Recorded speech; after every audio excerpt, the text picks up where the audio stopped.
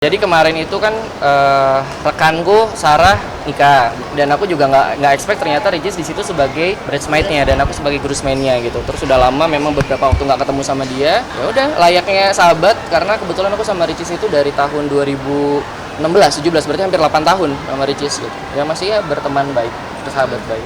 Awal kenalnya ya biasa lah di tempat kerja bareng, terus kita sering bikin konten bareng, sharing. Kebetulan kan sama Ricis juga memang apa ya, kita punya kesamaan dalam artian visi misi kedepannya mau gimana gitu untuk memang di dunia entertain. Saling support aja gimana sahabat lah sama Ricis. Boleh no komen. Kalau cerita ya ceritalah. Ya kita namanya teman sahabat ya mungkin ada hal-hal yang mau disampaikan. Tapi ada beberapa hal yang aku juga nggak berani untuk nanya lebih jauh. Bukan kapasitas aku juga dan aku kan belum berumah tangga. Sedangkan kan Ricis sudah jauh lebih udah duluan 2 tahun yang lalu berumah tangga. Jadi aku sangat-sangat sensitif tidak menanyakan privasi itu. Kalau memang dia cerita ya aku dengarkan. Saya ya cerita, ada batasannya lah dia juga. Aku juga menghargai Ricis, menghargai Rian. Ya circle kita kan nggak jauh-jauh juga itu lagi. Jadi mau gimana pun kita saling hargain aja sih. Kaget juga nggak sih? Sedih ya pasti ya. Aku maksudnya sama Ricis sama Rian juga ketika dapat kabar kemarin, lumayan bikin. Karena sebelum baik-baik aja nggak pernah ada masalah dan mungkin sekarang pun mudah-mudahan kita doakan yang terbaik lah oleh teman-teman semua di sini bisa selesai.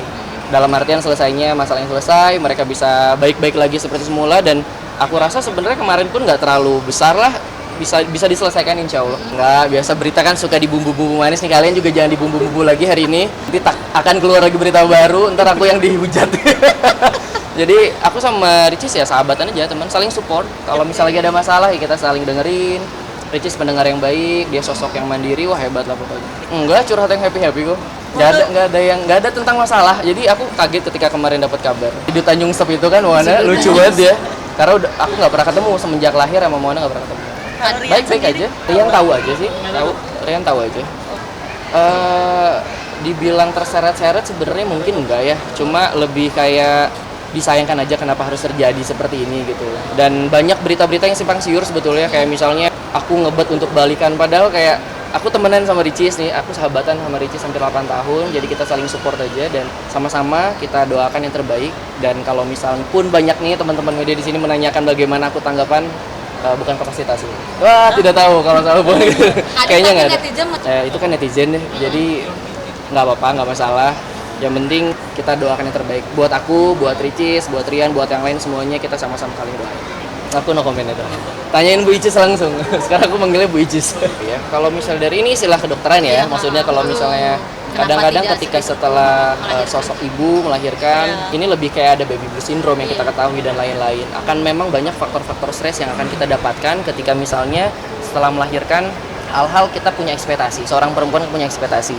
Ketika tidak terpenuhi ekspektasinya, terus hormonnya juga memang tidak stabil dan lain-lainnya juga secara psikisnya juga memang nggak stabil, terus ada stresor yang mungkin tinggi dan yang ngebikin si sosok ibu ini stres, ya itu akan terjadi masalah-masalah yang lain, lebih sensitif sih sebenarnya gitu. Jadi kalau misalnya ditanya seperti apa, aku no comment deh kalau itu.